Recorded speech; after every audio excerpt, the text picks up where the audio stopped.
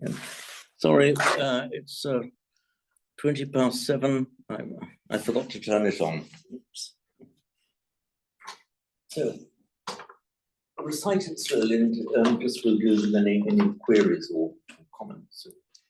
Yani dhabhutani samagatani ummani vayani va antarike sabbeva bhuta sumana bhavantu athopi satkacha sunantu bhasitam.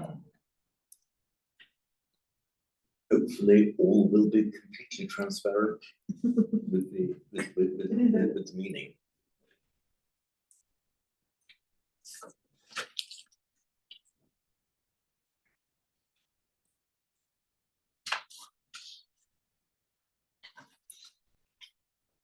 So, are we ready to move to verse 2?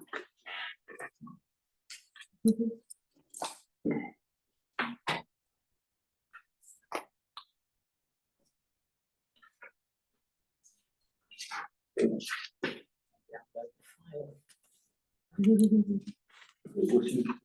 found it. What you just read out, I was trying to find the file on it, but I didn't print it out, but I haven't got it. Well, try and treat this as the old-fashioned or oral tradition. I can't read any of it. Follow the right for hundreds of years. So tell me, why have you repeated each verse? Oh, in the text boxes. Yeah. Okay, so I'll tell you why. Initially in the Sanskrit class in the Buddhist Society, I was written in Devanagari and then Romanized script. Okay. And then one of our number, you come across him, Mariano Marchitalia, and Keith knows him well on the chaplaincy circuit.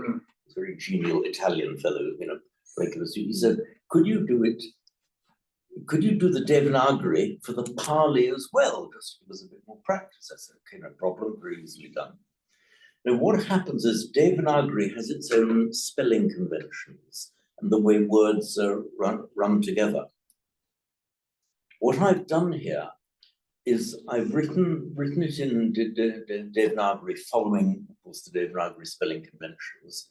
In the first text box, I've given a transliteration that exactly follows the way that the Devanagari is written. So you can use it as a key to deciphering the Devanagari. If you're interested, for Pali, you don't need Devanagari at all.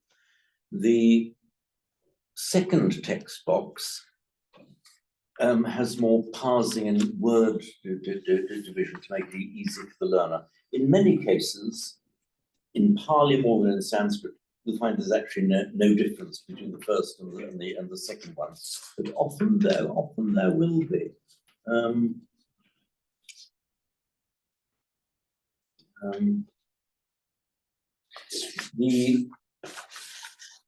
The only boxes you really need to look at, you can ignore the Devanagari box, and you can ignore the first Romanized text box. Just look at the third and the fourth boxes are the only ones you really need to look at. The fourth one, of course, is where I give the very detailed parsing and part of speech of each word.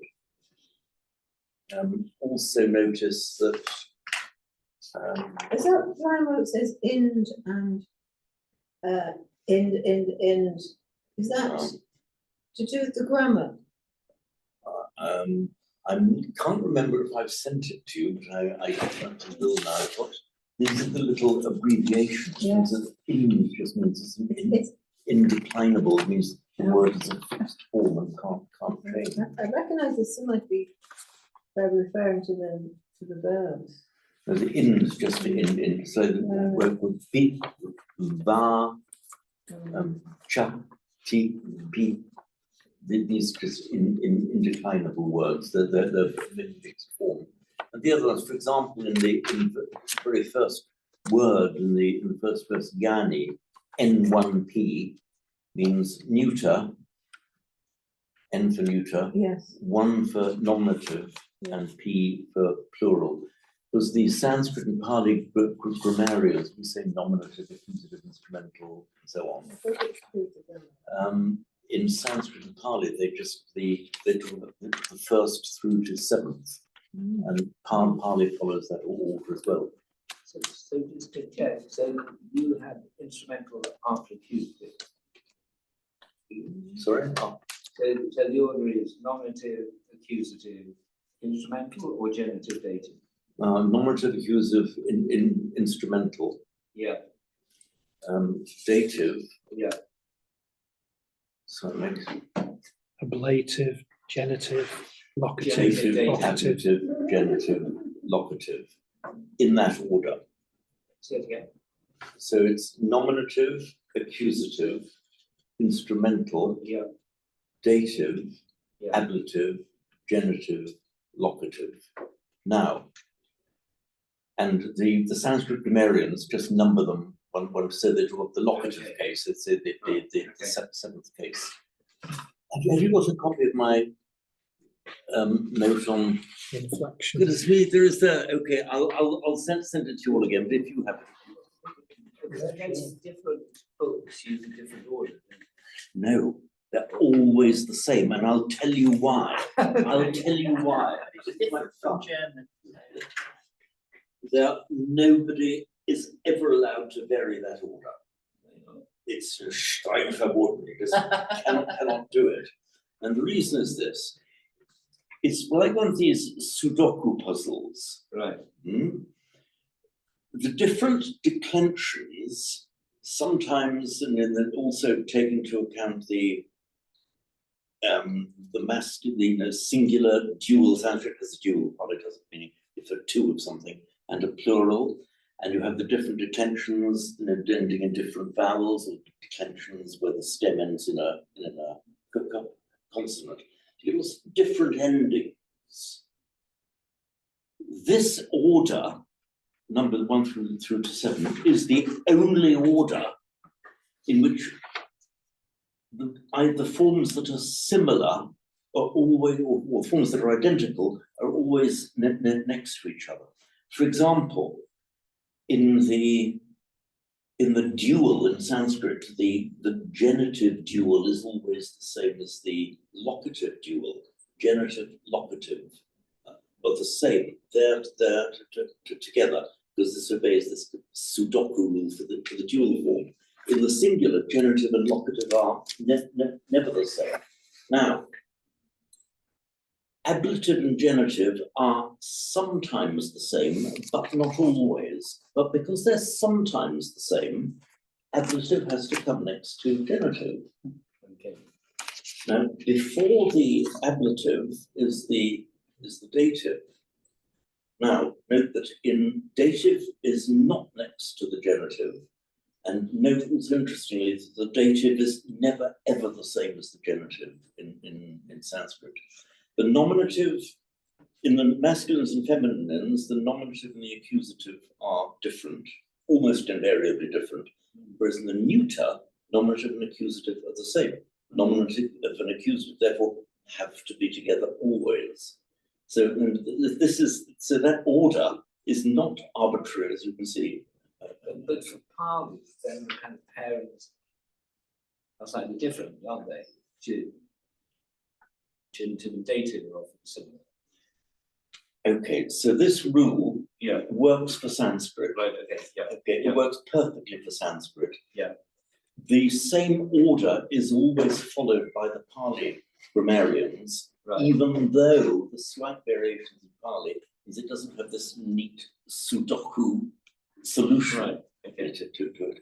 So, for example, you're absolutely right in saying that the dative and the genitive have become merged in almost all cases. They have become merged in Pali. There's only one conjugate, one declension in which they have, but they have become merged, and therefore Pali breaks that rule.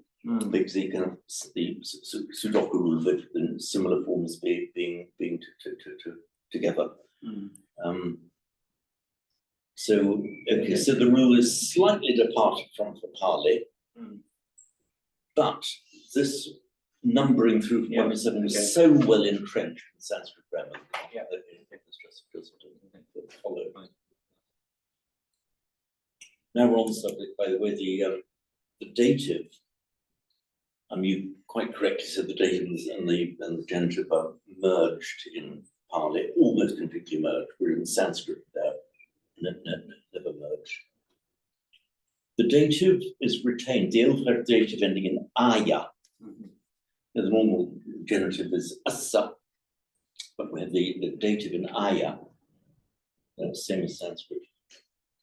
We see that only in nouns ending in a short ah, the most common form. So the Buddha was teaching for the benefit and happiness of the world, the hidaya, sukhaya. So hitam means benefit, that which is good.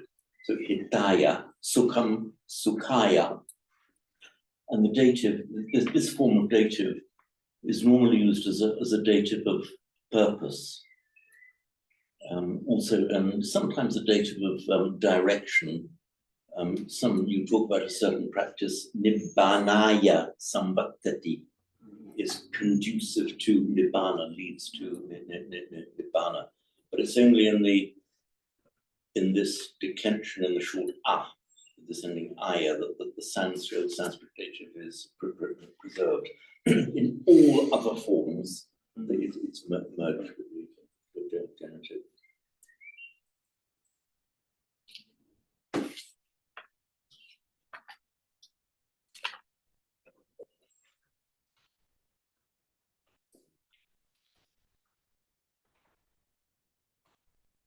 So, any more questions arising? We can start analysing this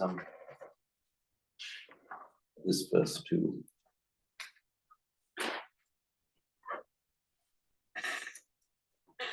Tasmahi. Actually, I've written under tasma, I've written IMD for in declinable. It's sometimes treated like that. In fact, it is an ablative of tat, meaning that. And in Sanskrit, it's tasmat, literally from that. In Pali, it becomes tasma, just means from that, which therefore means therefore, from that, for that reason.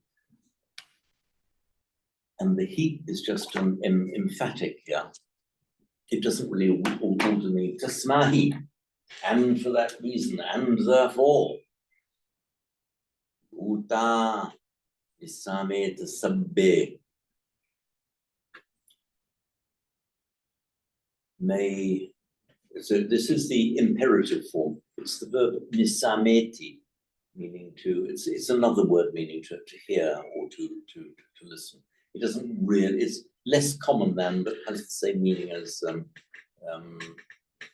sunati, meaning to hear, which we had in the first verse. Sunantu, may they hear. So nisameta, listen well, just listen. Buddha sabbe. In ordinary prose, tasmahi sabbe Buddha nisameta, you would normally say, therefore, all beings, listen. But in poetry, of course, that so often happens, you vary the normal order.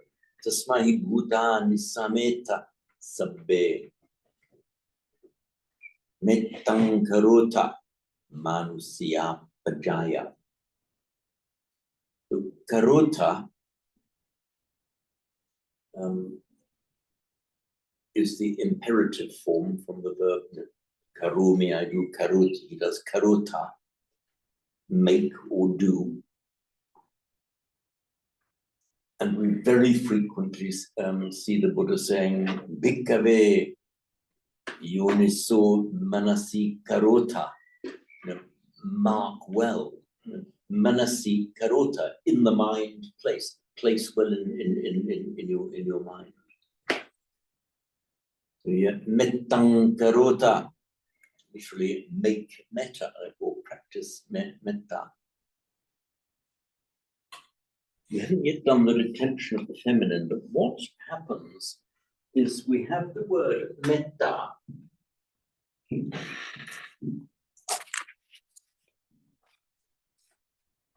Ending in a long R, and it's a feminine noun. And we'll come to this in a moment. This is actually subject to this lesson to add an M to make the accusative. Buddhang saranang gacchami, dhammang saranang gacchami. You also do the same for feminine nouns, but Pali prohibits a long vowel before a final M. So it would be in Sanskrit, it would be mettam. In Sanskrit, in fact, it's maitriam, whereas in Pali it has to shorten that up. And for example, in Sanskrit, of the Buddhas is Buddhanam. Buddha, singular, nominative plural, has the anam endings. Buddhanam. And that's why we get in, but the same phenomenon, same genitive plural ending in Pali, but the final has to shorten to an It's a phonetic rule of Pali, but not in Sanskrit. That's why it's Buddhanam in Sanskrit, Buddhanam in Pali. So, mettang karota, literally make metta. Manusya bajaya.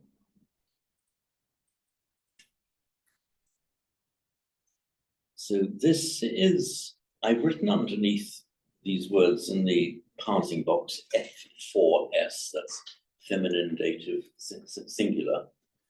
But as we now know, these forms are identical for the genitive.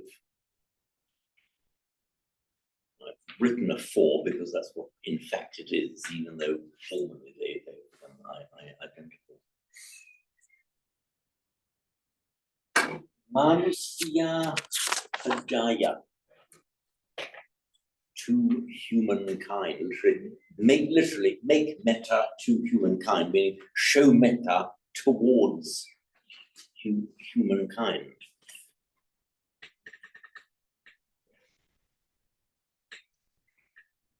So the bajaya means what? So it means kind, is it? Okay, it means actually the word paja, it's from the root jan, meaning to be born or to give birth. And it's the same as the Greek genos, genesis, and also the same as the Latin generation. Your genitor, the genitor and genitrix are those who have given you birth. That means the genitor and the genitrix in English pronunciation. The genitor and genitrix are those who it's that same root. Now, It's Italian then, isn't it? Genitori, parents in Italian. That's right, yes. It is. So the Italian. Parenti is relatives, and the students always say, parents and they mean relatives. That's right, it's the same in French. Yeah. May I just ask, Manu, that you've got Manu Yeah. there. Well, there's the hymn to Manu, which sometimes in the Vedas, which I've seen translated as primal man. Exactly so. There's a rich source of etymology in these words, which I will deal with immediately. So, this word, Jan, when it comes at the end of a root, sorry, cancel that. When the root Jan is the second or last member of a compound, it just becomes Ja. So if somebody is Buddha, it means born of the Buddha. And often you see somebody who is one's own son. In Pali, it is Attaja. born of oneself, therefore one's self. It can sometimes form a noun with the in the form ja. It's the same root. So if you look at the Sanskrit word praja,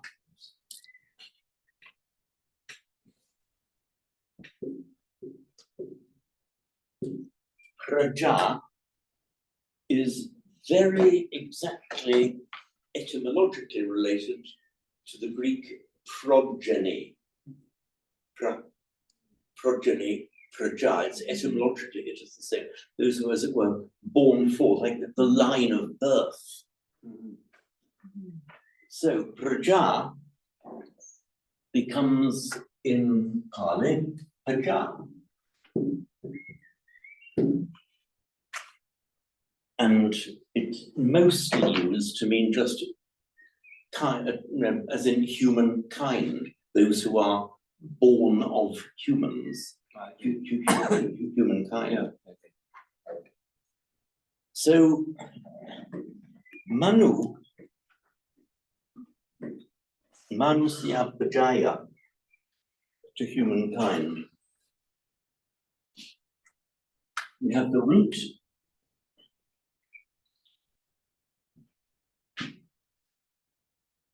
by the way, that Manushya and human and man, it's no accident. They are the same word and they are the same origin.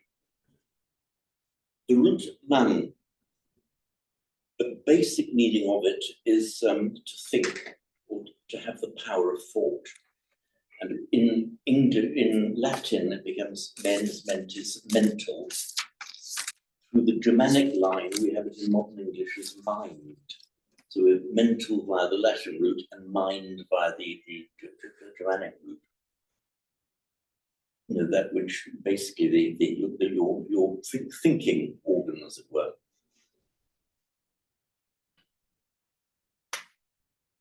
Primal man in Sanskrit is Manu. In the mythology, am I right? You know a lot more about this. So that's the mythological primal human being, from which it kind of look like the Sanskrit, the Hindu of Adam, the primordial man. So the word given to this primordial man in Hindu mythology was the thinking being, the one who could think, as in distinction from the animals. That's what lies behind it. There's an alternative form of that name,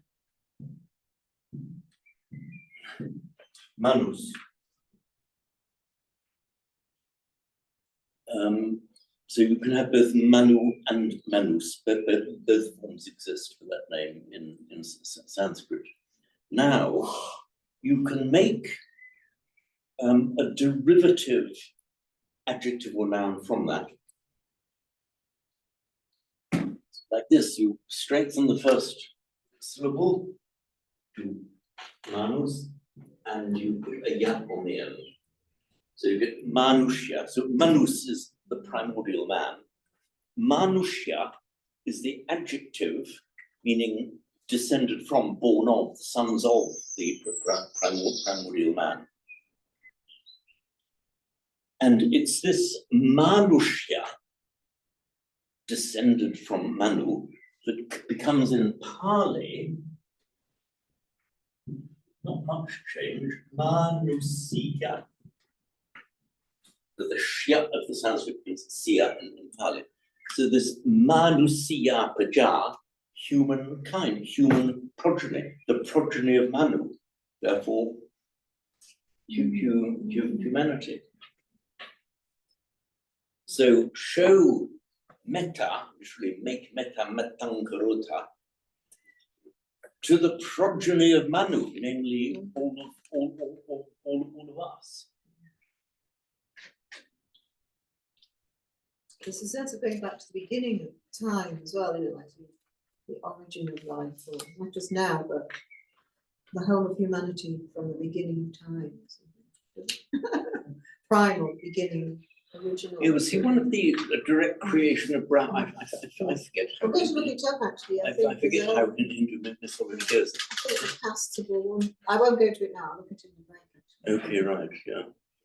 So there we are. actually. So this Manu, the primordial man, and our modern English man, we've kept the same word. So Metankarota Manusia Pajaya.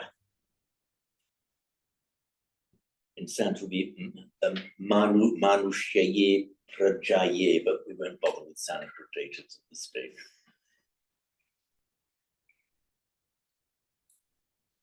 The metta.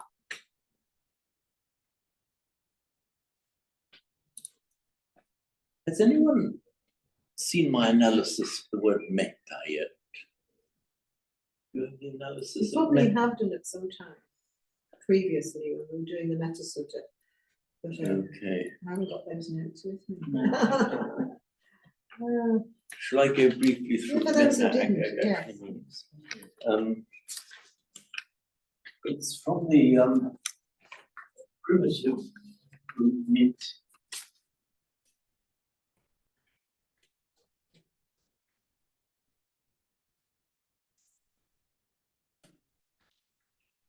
Just look at the primitive root mit.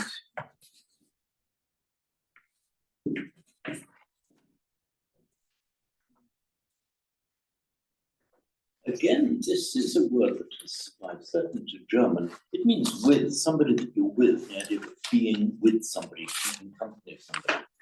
Mit, modern German, mit means with. Is this a root then? It is. Is it exactly a verb root? You were right. I had a moment of hesitation. Am I going to write the root sign? It's not actually. I don't think it's a verb root. But it's just a primitive. I'm going to have to. Let me double check that. Actually, for the sake, let me just write a root sign. Let's treat it as a root. I don't think it's an actual Carninian recognized verb root. So I'll check that.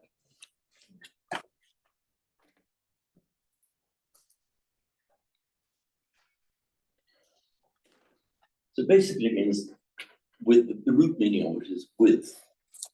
Incidentally, our English word midwife is the person who's with the woman, assisting the woman at birth. Somebody who's the midwife in German, with the wife here meaning woman, somebody who's with the woman, from that same root, mid. There's a woman who does chanting, but it's mainly the Hindu chants, what she called. And her partner is called Mitten. And I looked it up, what's Mitten, and it said it was friend, but that's got EN on the end of it. That looks like the instrumental form, but with in Hindu pronunciation. I found who she is now. She's called Deva Premal. It may be a modern Indian variation of it, but it does actually mean that. Maybe like, what would their native language be within India? Well, she's German, but they sing all these Okay. So what these happens devotional is, songs.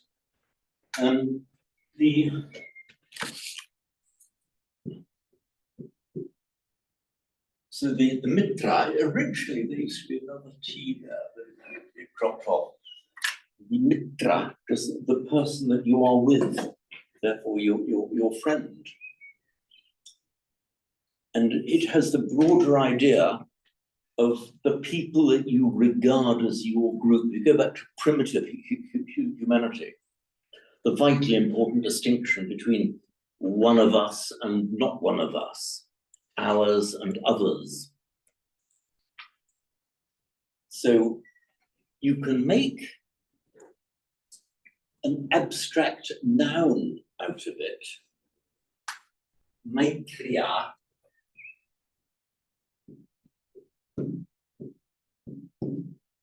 In Sanskrit, Maitriya, the idea, the basic meaning of that then is people that you have a feeling of inclusion, goodwill, friendship towards. So friendship, goodwill, one of us, not excluded. And by regular phonetic derivation, or mutation, I should say, Maitreya in Sanskrit becomes metta in Pali. And we have, of course, the Maitreya Buddha in the Mahayana from that same root. The Buddha of Maitreya, the Buddha of metta, is the meaning of that name.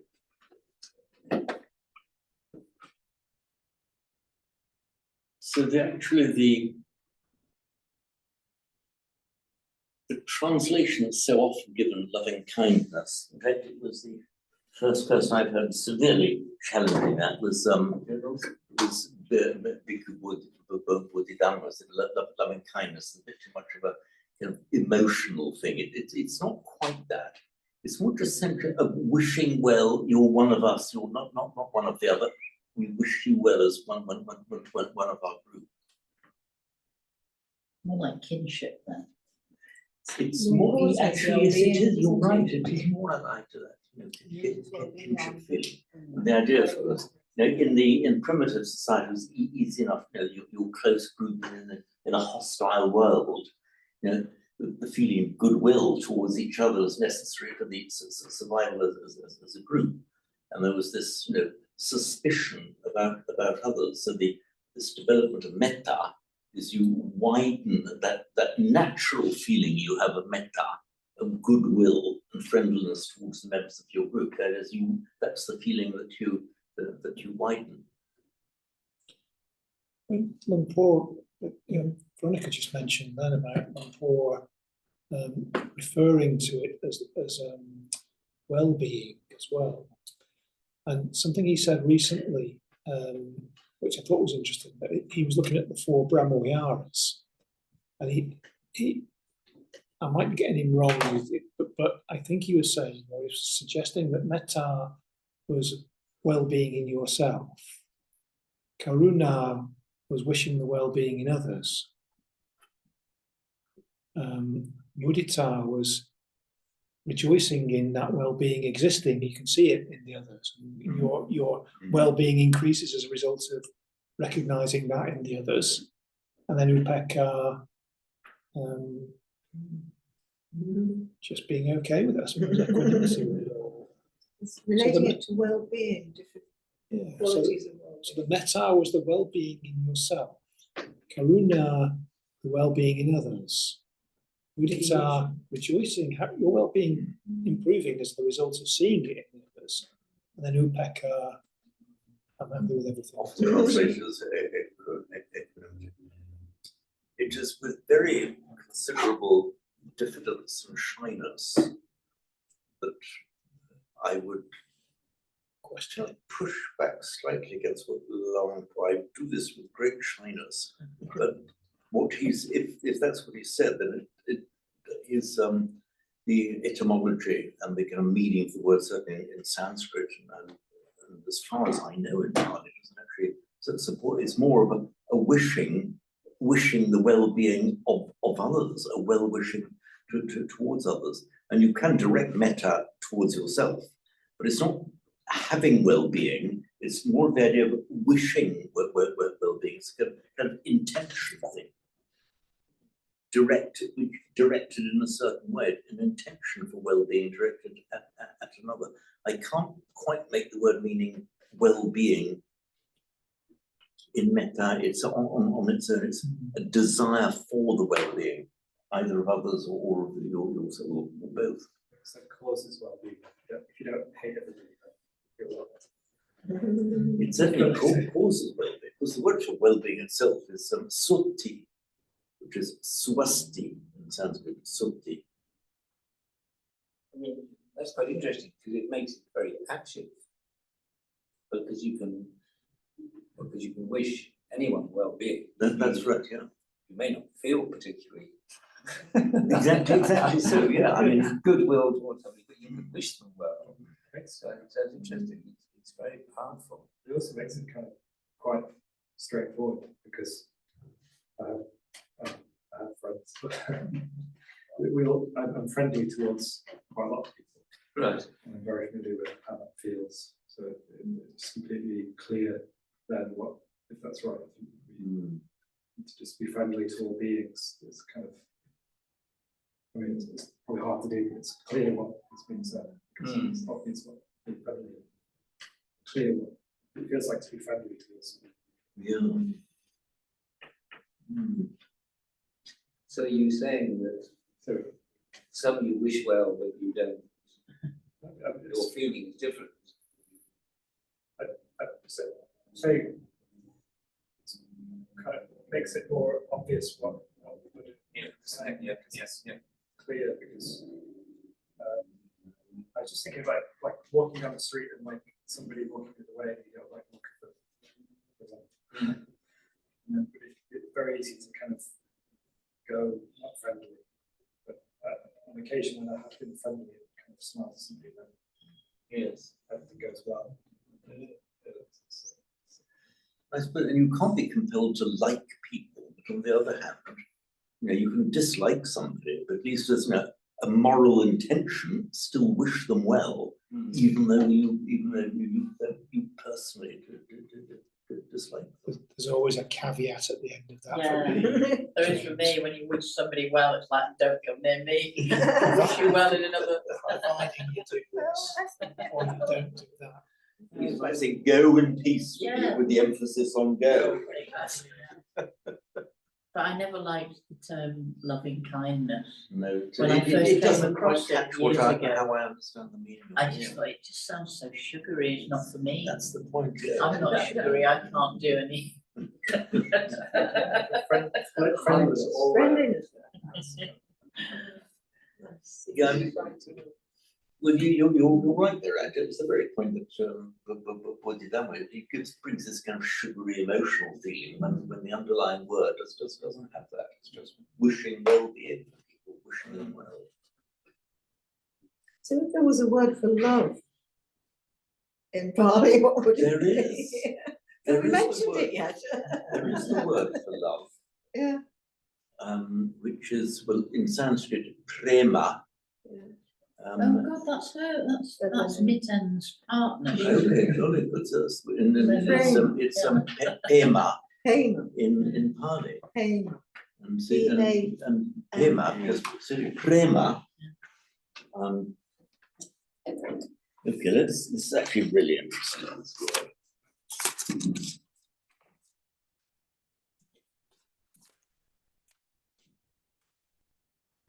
In fact, it's there we are. The root is pri, and it makes it makes prema, and you have premananda, one whose joy is in love, and you have I think there's a Pali name Premananda. I've seen. So prema, standard phonetic notation, prema in Pali. And it's cognate, so the words for the ancient meanings of this pri is both love and joy kind of rolled into one.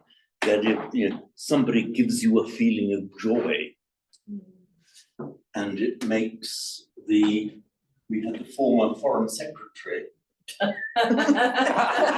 She's an exception to the rule. Preeti. I So remember the her. Preeti is also, you have prema and preeti are both alternative It's a verbal nouns. misnomer. What happens in Pali, what happens to preeti? That Oh, is that's- our word, what does it become? preeti. Oh. Yes, Ah. it's the same word. So Pema, is that like the Tibetan on Pema Shodron, is that what she's got? Actually, there's Or is that different? that, I can't quite tell, because the Sanskrit Padma, lotus, Ah, it's pronounced. in Tibetan, the ad is pronounced as an e, so pema or pema. So it's from Om Mani Padme Hum. Tibetans pronounce Om Mani Padme Hum.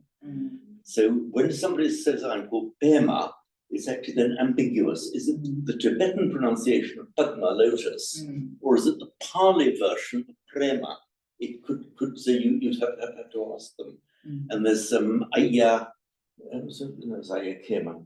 There's not a Pema, I think it's Pemananda in Katamata. Oh, Venerable Pemanda, yes. Pemananda. He who's the love joy, he who takes joy in the love that he bestows on people. Peman, and you're seeing that thanks and so. He who takes joy in. Sorry? Just got that. He who takes joy in the something. It's love joy. Okay. So like there's the English name, love joy. Yeah. But it means Takes joy in. he who takes delight, who takes joy in the love that he feels for people. That would be the Pemananda. There are lots of Hindu names with Preet at the end as well, aren't they? Like Harpreet. Is that the same Preet? Yeah, it Coming is at the the same end Preet. of So the- Preeta would mean Preeta as a past particle, meaning beloved of somebody. Now, interestingly, we have morphed to a th, the p morphed to a th in the Germanic languages. So our English word friend is actually from that same root, for obvious reasons. Incidentally, the Norse goddess from that same root, Frigga, and also Freya, is an alternative form, is the Norse goddess of love. So whenever we use the word Friday, it's the same word as Prema, Pema, Piti, Friday, friend. It's that same word. And of course the former foreign secretary. So does it mean love day? Are you saying? Sorry? Are you saying Friday is love day? It's the day of the goddess of love. Okay, It's in I think the Old Norse is Friggerdag or something like that. So it is we have Woden's Day, which is Wednesday, Thor's Day, Thursday, and Freya's Day. So that the day of the goddess of love. Yes. Yeah. So the morphing of the P to the F occurred what? In the Germanic line, so by German and the Old Norse, the Scandinavian languages, and English. And the translation of PT I've heard before now is rapture. Okay, it of course has a specialized meaning among the Buddhists, but in the earlier Sanskrit meaning was just an ordinary word for joy, and of course had its specialized meaning. For example, it's acquired in the Satipatthana Sutta and the description of the jhanas. So like so many of these words, it started off like in Sanskrit with an everyday kind of meaning, then developed a specialized meaning within Buddhist usage. Rather like the word nibbana, Sanskrit nirvana, just it's a very routine thing, as if you blow out a candle. You're nibbanaing a candle. It's a very simple, ordinary word of the language.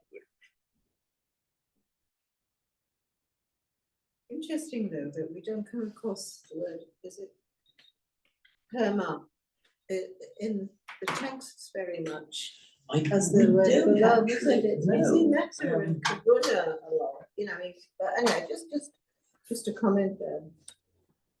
We don't come across it. Unless there's other, because I suppose sometimes that's like, is it the word love? I mean, and it's rather like, what is it? The Eskimos have 8 words for white or something. Snow. There's snow. But there could be lots of words for love, couldn't there? Similarly, just the general category is, it's too general, isn't it? You need like platonic love, brotherly love, or whatever, different ways of describing it to make it clear what it is. Anyway, just a point. But Because Met is the nearest one that comes to it, isn't it? That's right. I mean, in Buddhism, we emphasize this metta.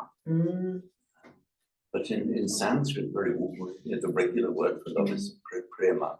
In fact, in Sri Lanka, it's very often used as a girl's name. They use both the Sanskrit and the Pali form. Certainly the Sanskrit, and I think the Pali form, and prema or pema, meaning love. They don't know the names, don't they? These are the good They all ones. have It meanings. means don't they? something. Yeah, like the Arabic name. Oh, yeah, you know, so many of our names, you know, the Like people Brittany is and kind Tiffany of and- lost in the mists of time. Right. what it means. Not all of them, of course. Your name very firmly means a rock, doesn't it? Thou art Peter upon this rock. I shall build my church. So yeah, I can hardly think of any name in Sanskrit or Pali that doesn't have a real meaning, and the names always had meanings. In the past, sometimes the meaning has been lost. Sometimes, you know, your nickname meaning as in my chipla. The fish. Fish. It's fish in Thai. That's what the name is. You can explain this. Yeah, blah, or blah is, Okay. is fish in Thai, so Mechi fish. That's her nickname. It's not what she was ordained as. Right. So that was her nickname before she was ordained, and then just So retained. these nicknames just stick to the. Yeah. I I know my previous students all have nicknames. had a class, and one of the was a novice monk in the class, and so I always go around asking them the names, and I write the names down, and I try and remember the names, and I often ask them, well, what does your nickname mean? So I can't remember what he said his name was now in his Thai nickname. But I said, oh, well, what does that mean? He said, spit. But I mean, what can you say? My name's Spit. Just a warning, better not to ask Thais what. Might get a lot worse than that, you know. Yeah, I was terrified that I was going to be named.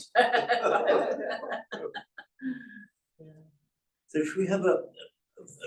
Yeah, it's just 9 minutes. I remember, Well, now. 9 minutes I past remember five. food, Todman flour. So What's Todman flour? top is fried, I think. Fried Top. fish, but I'm not sure what the man. I probably got the pronunciation wrong, but I remember Me on the too, menu. so, Yeah. yeah. So fried fish. It'll be Yeah. top. I wonder, I know when Nibooman, you know, when we're in Greece, you see all the different kinds of rain you get and weather, people say, oh, so and so shape.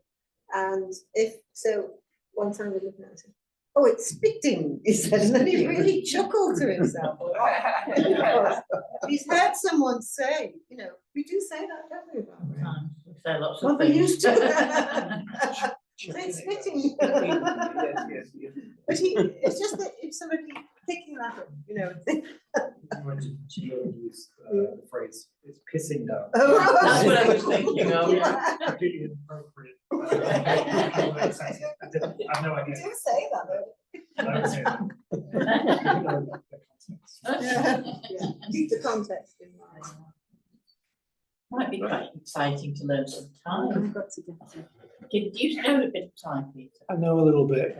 I always say no, I can't speak Thai. So I know exactly how to say I can't speak Thai. So just turn off for the tea break. And in fact, I've also learned how to say I can't speak English.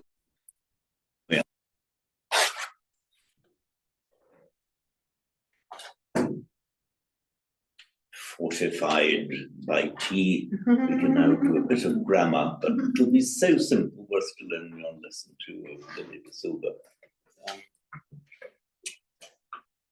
Incidentally, one of the things that I do in the, well, you'll have seen, hopefully all of you might have seen the videos.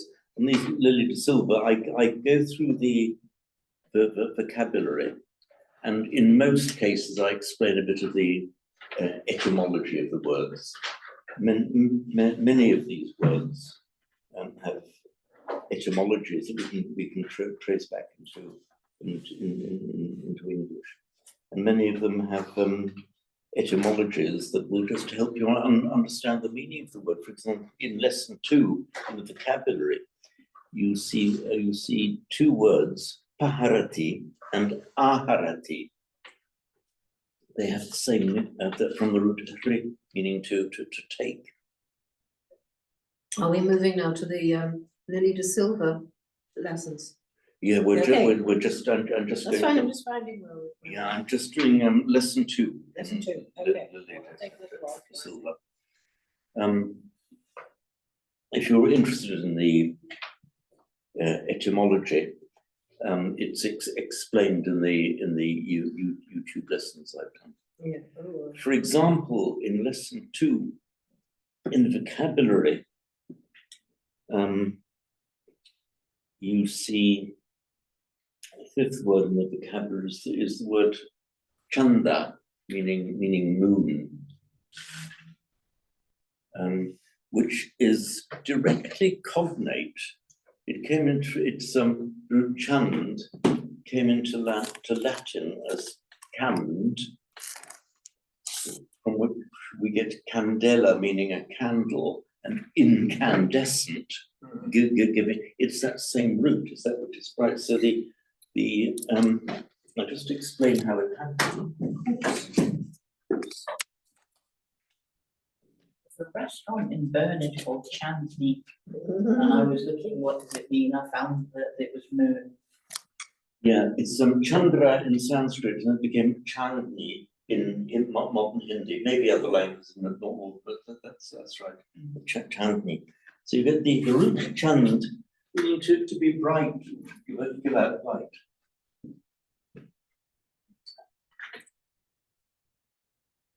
And we find a lot of roots form an adjective by adding ra to the root.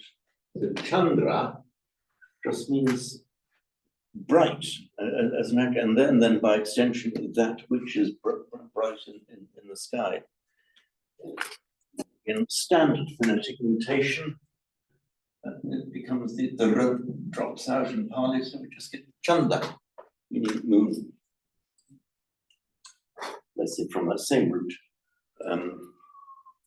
candle in incandescent. So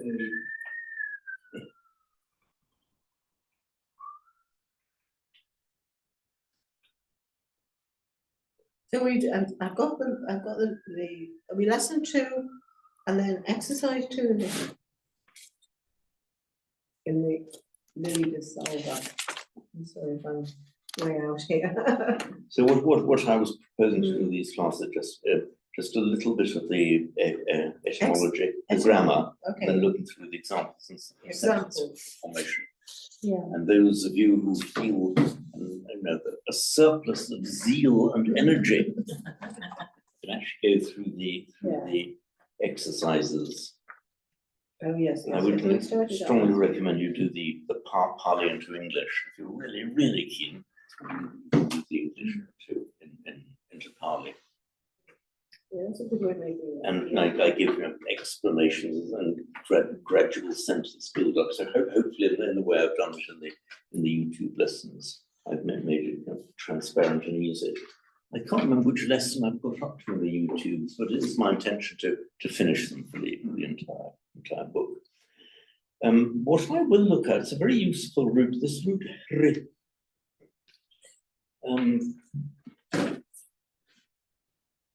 From which we get aharati.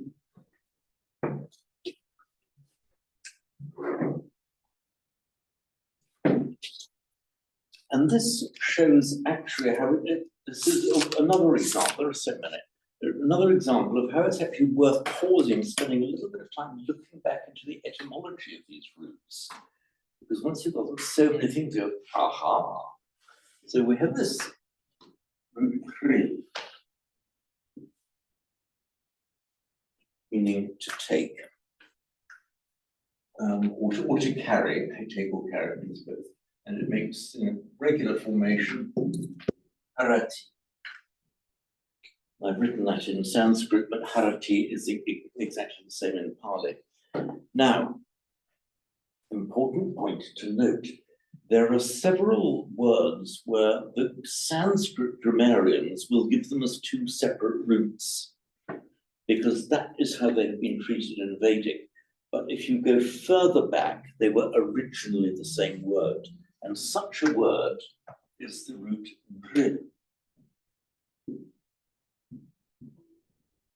You find there are several where an aspirated consonant has just lost the consonant part and just retained the aspiration. So the root bri and ri were originally the same root. And it's this bri that makes the verb bharati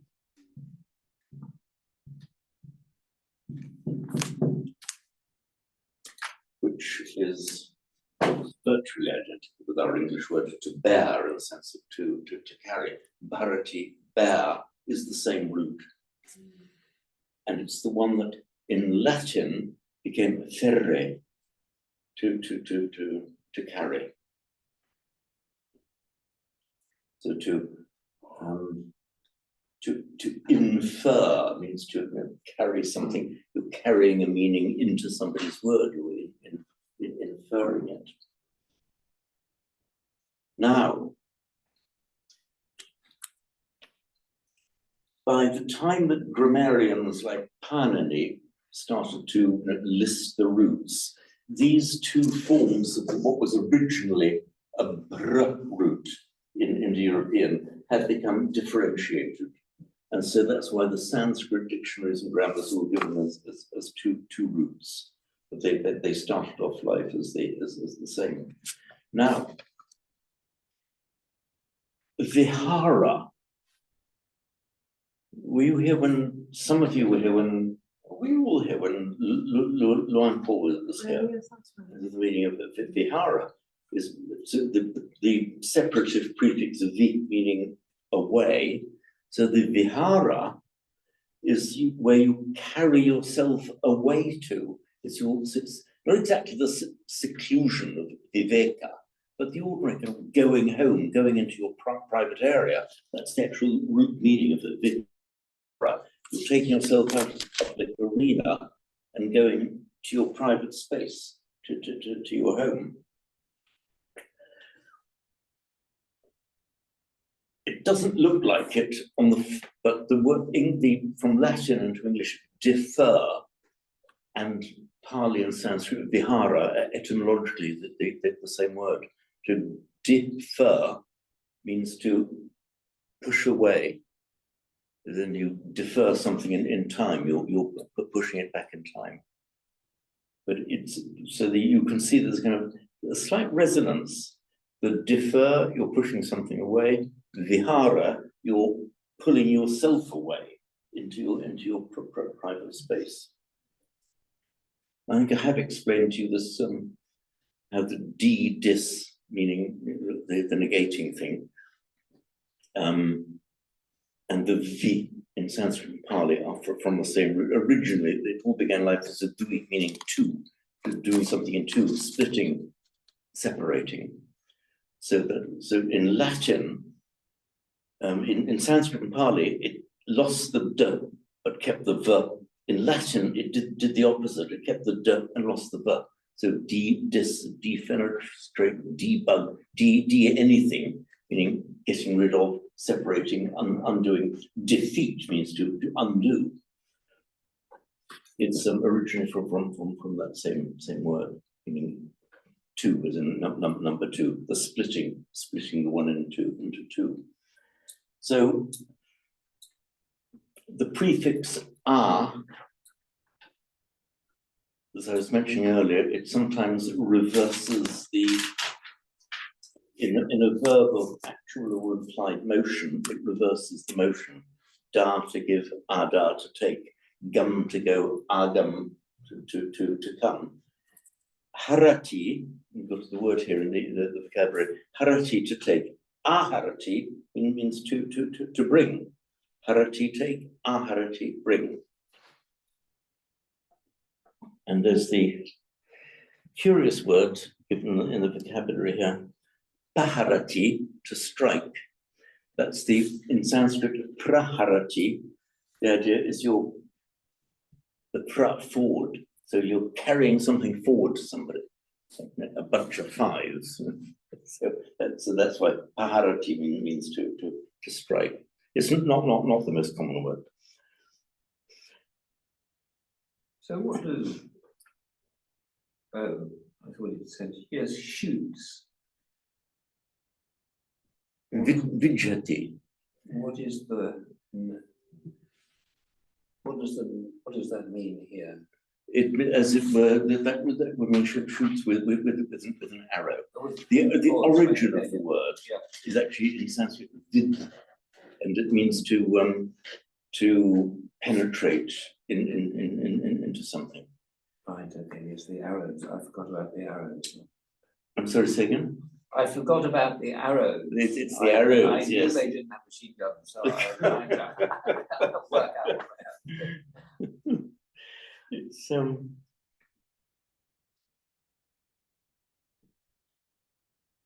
amongst it was by not understanding and by not penetrating the Dhamma that I wanted in samsara. And the ananubodha, the not anubodha understanding, and the ananuvidha, by not penetrating. It's that same word here.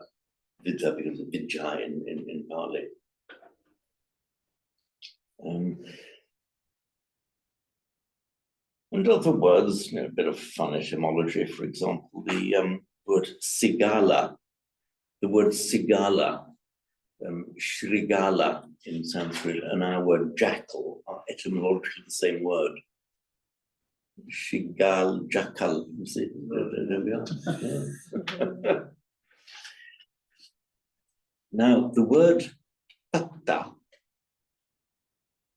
meaning a bowl, we often have the phrase, patta chivaramadaya, taking up his bowl and his robe, patta chivaramadaya. We know the root, the suffix tra in Sanskrit becomes a ta, usually in Pali, means an implement for doing something. So, we have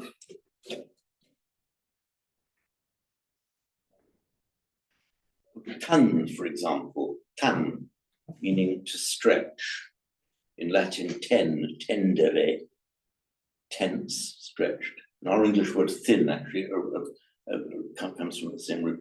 So a tan actually means to stretch. And so a tantra means a loom. It's a stretching tool. Tantra, a stretching tool, that's the loom. And we have kan, meaning to dig. And so kanatra, in fact, from either kanitra is a digging tool, or a spade. Now, we have the root pa,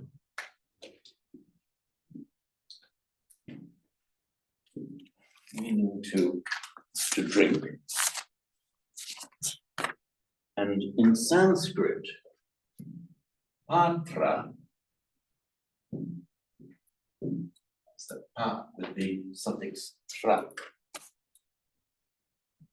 is something you use for drinking, therefore a bowl. Originally, it was a drinking bowl, patra, from the part drink.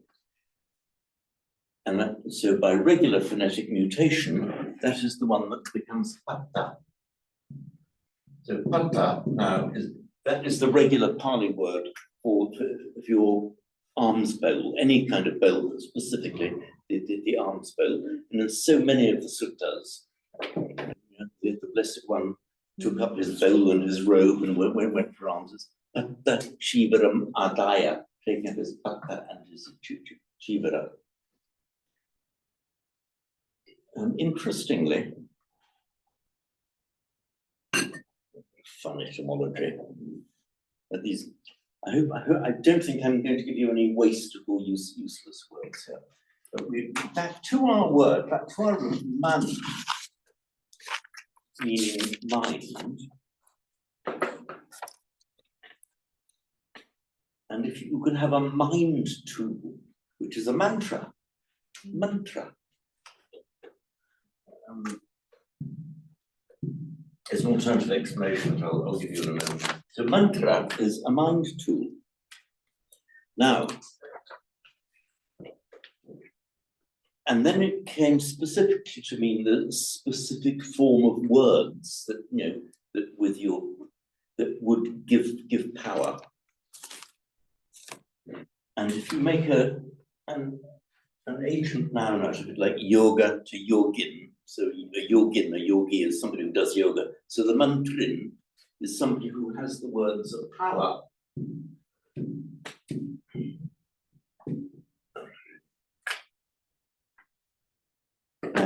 That came to be used in Sanskrit and also in Pali to mean a minister of the king, somebody who was given power. So his words would have authority, is because the authority conferred by the king. So the mantrin is the minister. Curiously enough, quite interestingly, the Portuguese got hold of that word, and the Portuguese and their possessions in India and China, and they applied it to any kind of senior official that they could call it a mantrin. But they, of course, pronounced it as Mandarin. And that's how it came. Mandarin is from actually the Sanskrit mantrin, was the way it was pronounced by the Portuguese, and then came to be attached to senior Chinese officials. So the word Mandarin is from mantrin, mantra, from the root mind. The beach resort in Thailand called Pattaya. Mm. Is that anything to do with this? Is that an inflection of Patta, do you think? So the beach resort of Pattaya, one doesn't quite associate with monastic purity. I must Have been there, but say, I've never been there. report has it. I have been to Pattaya Song, which is Pattaya 2, which is quite close to Kon Ken, but it's nothing like. You're admitting you've been there. Not to Pattaya, so Pattaya Song.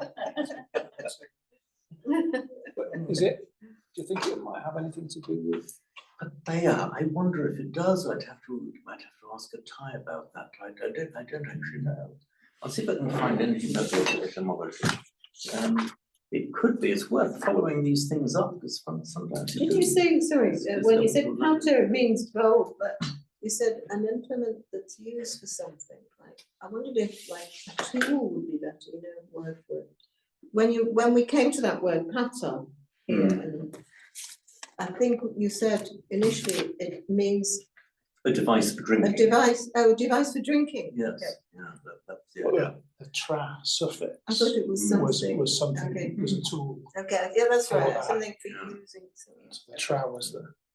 I will also give you another word because again, this is a word. Okay, we're off beam for what we're doing here, but this is a word you will constantly encounter. There is the root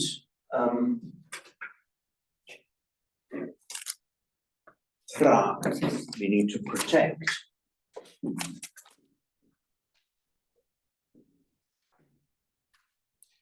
And you have it can come with the prefix pari, meaning around. So something that protects around in Sanskrit is a paritra, protection, and in Pali, of course, a parita. Parita, which we chant, the protections.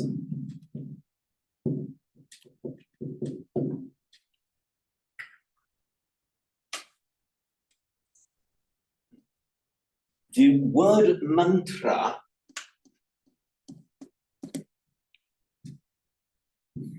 which I've just given you, and I'm not sure if the etymology now is fully agreed upon. Both explanations are equally plausible.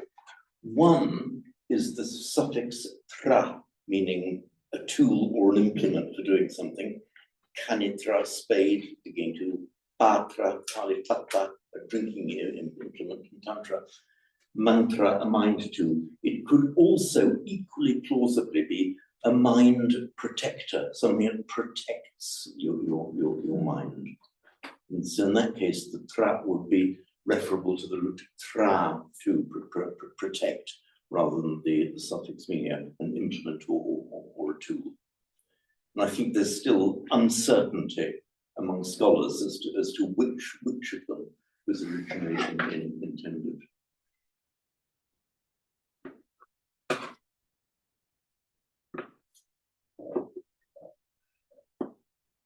Note, by the way, again, you'll come across this the whole time, where you get a root ending in a long R, and that includes things like pa, to drink, nya, to know, tra, to protect. When that root appears as the final member of a compound, the a is shortened. That's why you get a protection is not a paritra, but a paritra. It's that same word, but by irregularly, the tra shortened, the long a shortens to a short a when it comes at the end and when it's part of a compound. And for example, we have our root nya.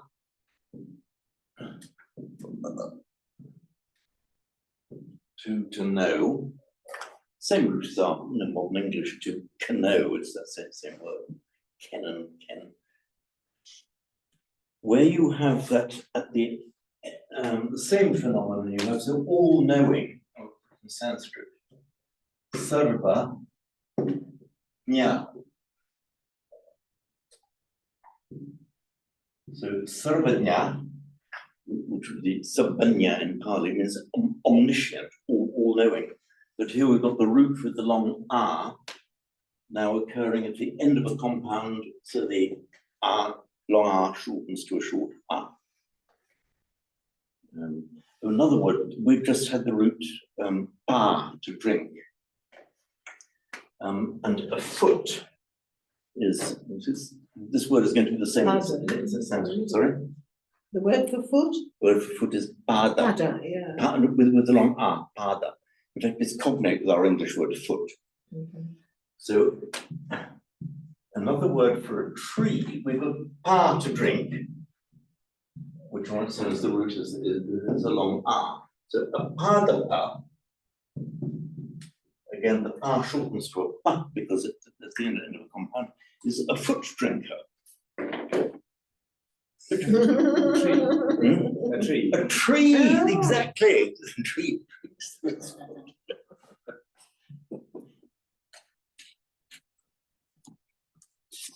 What's the Pali of So that would be in Sabanya.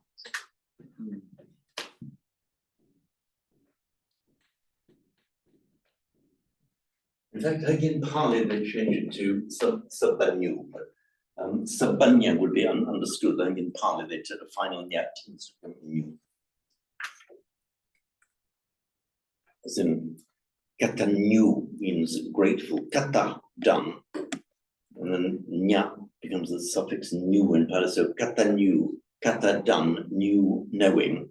You know what has been done. Therefore, gratitude is the sense of knowing or acknowledging what has been done for you. That's katanyu, done knowing, knowing, acknowledging what others have done for you. So, looking now briefly at the grammar, this is terribly simple. This is stuff you know already. It's just you. But masculine nouns, same applies to feminine, just with the masculines here. Whereas the neuter, nominative masculine you find buddho, viharo, and so on, nadaro, naro. That would be the nominative form, and that changes to an in the accusative. That M for the accusative slightly survives in just a few words, even in modern English, as in he, him, they, them, who, whom. There's this survival of the old accusative in M, which in Latin we have the accusative in M, becomes an N in Greek. So we have the Buddham with the Buddho stem for Buddha, Buddho nominative, Buddhang Saranang Gacchami, I go to the Buddha. The accusative is used, known as the second case, in our numbering from 1 to 7. The first case is the nominative, the second case is the accusative, and that is used for the direct object of a verb. It's also used for the object of a verb of motion. If you're going to somewhere, you wouldn't use the dative, use the accusative if it's a verb of motion. And so whenever we say Buddhang Saranang Gacchami, using Gacchami, I go, it's a verb of motion. Buddhang Gacchami, I go to the Buddha. And Dhammang Saranang Gacchami, I go to the Dhamma. So there it is, it's things we've chanted thousands of times. That's an example of the accusative of motion. I wonder if this isn't the first time. I've been wanting to know this for some time, really, because of these words: accusative, nominative, generative. I mean, I've got sort of a vague idea of what they mean, but I know they're very important because going to the Buddha is different than just going, sort of thing. Is that it? And You know, last bit which again. one you choose is very important. It is. So what I need to It's know, as important, for example, I'll just Yeah. interrupt you for a moment and then we start. yeah, I mean, it's as if you get them wrong, it's as funny as, you might say in English, he likes her and she likes him. But if you say him likes she, her likes him, a different farmer might say, or he might him like. likes she, her likes he. It Or just- he's going to like, or he will like, I don't know, I suppose it's this, it's that I'd like to know what each of those means and how they affect the verb. And it's probably such basic knowledge that you all know, but I have forgotten or never knew. Okay, Well, that will we- be we'll- somewhere, so won't it? which Maybe I is should which just is look that? it up. Which is this Well, is you know, your the own book. 7 your- declensions So- that you so- mentioned before, but I don't want to necessarily go seven into cases. it now, but I think I'd like to know myself Mm. what difference it makes to the declension, whether it's locative or ablative or something. Ablative, the idea is That will be in from, your glossary somewhere, won't away it? from. But, Away I mean, from, very yeah. briefly go through Okay. them. The instrumental, Yeah. and as the name implies, you means using doing something with something. We chant Mm, kusumena nena, kusumena anena, with With. this blossom. yeah, so with is the key word there. So So, to no, talk it with is rather the to ending, talk. we've got, say, kusumo, what was it a new term? Kusumo is the blossom, Mm, kusumam is the accusative, kusumena, with this flower. mm. And So nena kusumena, we say kusunena. So that's the kusunena, nena. instrumental, is it? That's the With. instrumental, doing something with something. Yeah. What about accusative? The accusative is the direct object of the verb. So it's just standard. So we can say, for example, Buddham Vandami, I venerate the Buddha, or Buddhang Gacchami, I go to the Buddha. So it's the direct object of the verb, and also it's the motion towards. Okay. In English, we talk about going to something or somebody, but in Sanskrit and Pali, you use the accusative in going. So going to town, you say Nagarang Gacchami, I'm going to town. Going. Nagarang Gacchami. So I'm going to them. Yeah. Going to Yeah. would be the And also, so other verbs, if you're Yeah. climbing a mountain, Yeah. Abbatang Aruhati. What about generative? How would it be generative? So you're climbing a mountain, so what would be a generative? Genitive. Genitive means basically of something. Oh, Belonging to. Belonging so to. if you use the verb to climb, for example, it would be, Well, you're then climbing that would It be, will work. if you're It will be a climbing a mountain, that would be, you'd use the accusative of that. okay, I see, depends on the verb, what kind of The thing. man, Yeah. the man's Ah. hat, for example. Okay, belonging so- to. So verbs fall into these according to, it's not a kind of way of changing kind of, would you say that the quality of the mood, the verb, which is usually an action, isn't it? It really depends on Okay, yeah. the position of the word and the function of the word in the sentence. Mm. It's exact. We have in English we have exactly the same. It's like we get him, he, him, his, like the equivalent of nominative, accusative, generative. We have those, and it's mostly lost in English. In those, we have who, whom, and whose with an se.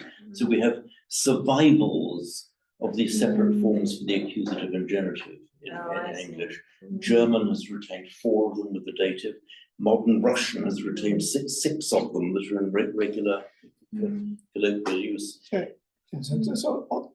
as an example of this, that if I were to say, I gave him the book, then him would be the accusative. But I gave the book to him. Okay, that's just the way we do it in English. We say I gave him the book, but you can't say I gave the book him. You have to say I gave the book to him. So we use both of those, but it's in English, the him is actually a form of the dative. It looks like an accusative. Indirect object. Indirect object. So they would both be indirect. No, the book would be direct. Because the book is the actual thing that you're giving. Thing. As Andrew says, that's the direct object. And who you're giving it to is the indirect object. Okay. But in Pali, those both in the accusative you saying, or? No, in Pali, you say, I give him the book, then would be in Sanskrit, you say tasmai, to him, dative, pustakam, accusative, dadami, I give. So the thing that the direct object of the verb is the thing that you are giving. And as Angie correctly put it, the indirect object is to whom you are giving. And it's the indirect object that it would be in the dative in Sanskrit and in the merged dative genitive in Pali.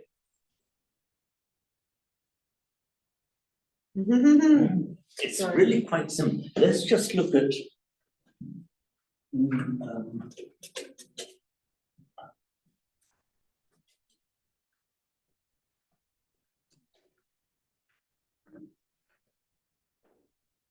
we look at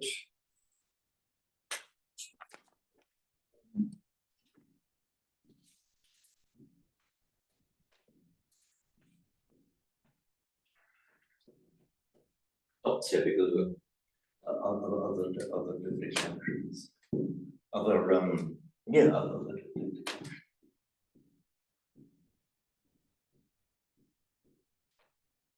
right. Namo tassa bhagavato arahato samma sambuddhassa.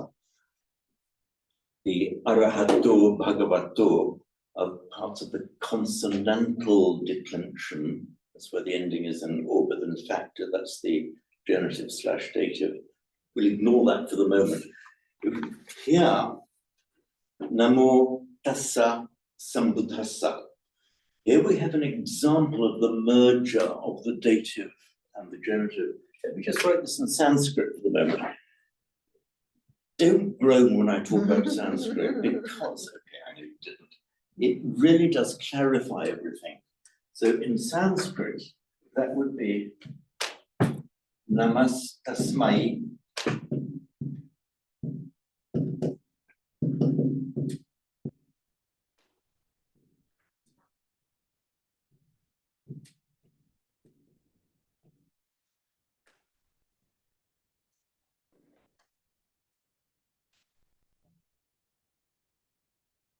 Sanskrit, this is tasmai, is the dative of to him or to that.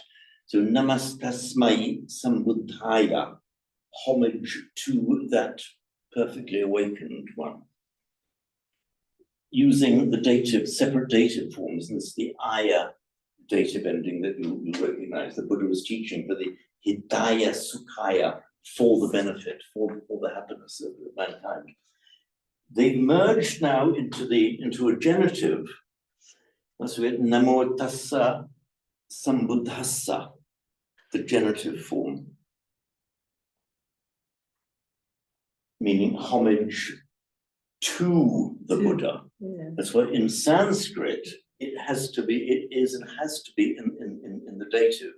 Just in Pali, it looks like a genitive because there's those two cases that become effectively merged. And also remember that this assa ending in Sanskrit, it would be asya. It's just the sya in Sanskrit is a double S in Pali. It is that S, the S sound at the end of a genitive that has survived into modern English. So when we have an apostrophe S as the genitive form, the possessive form, we call it, apostrophe S in singular, S apostrophe in the plural. It's that same genitive ending that appears in Sanskrit as asya and in Pali as assa. Suppose if you say paying homage of the Buddha, or you wouldn't say that, you wouldn't say homage You with wouldn't. the Buddha, You you say wouldn't it's say to- homage for the Buddha, it's it has to be to the Buddha. to, and that's important, isn't it? It is Because the important, and meaning would that's change. why it is, although the Yeah. forms Yeah. of the dative and the genitive have Mm. merged in Pali, Mm. the meanings remain entirely separate. So any Pali speaker would know the difference between of the Buddha and to the Buddha. So these are two separate I'm sorry. words here. I think, Taking you together. a bit of a journey there. Because it's 9:05. Oh, goodness me, sorry. That's Time right, flies I when did you're ask the enjoying question. yourself. I've been curious about this. How it affects the meaning of the word is the use in the language, Wittgenstein.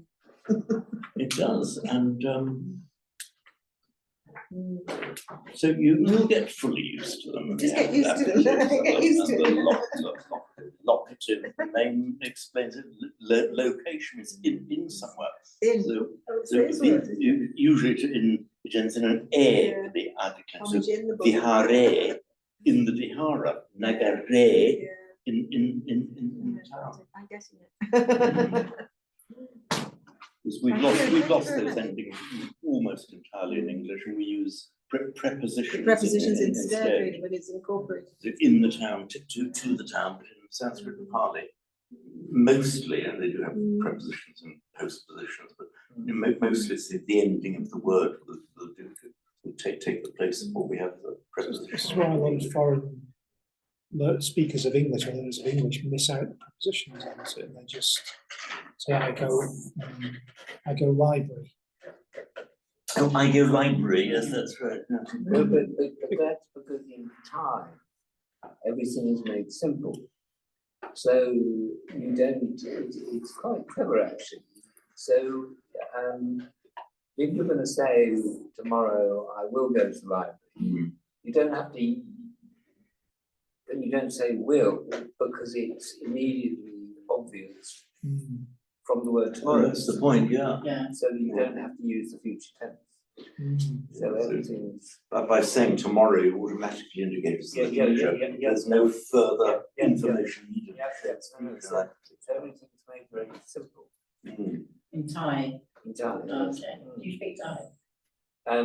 When I was a monk, I learned a little bit, Okay. enough to talk to taxi drivers Oh. who could understand my bad accent. Of course, you were ordained in Thailand. Yes, that's right. How long were you a monk? Sorry, Was it a year that you were ordained? which monks? Which year? When you were ordained? 2001. How long he asked it? How long? Yeah, 3 months 3 months. in Thailand, yeah. So I did to you.